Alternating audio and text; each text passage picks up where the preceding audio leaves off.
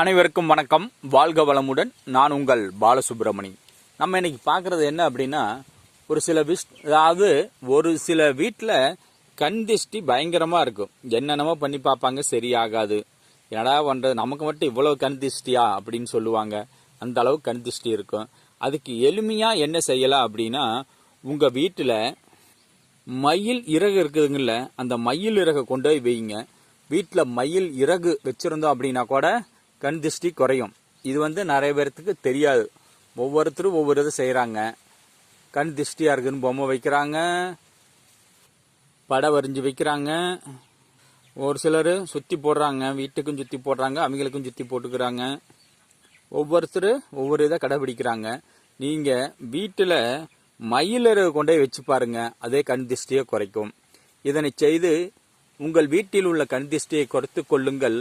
சிறப்பாக வாழுங்கள். வாழ்க வளமுடன். நன்றி, வணக்கம்.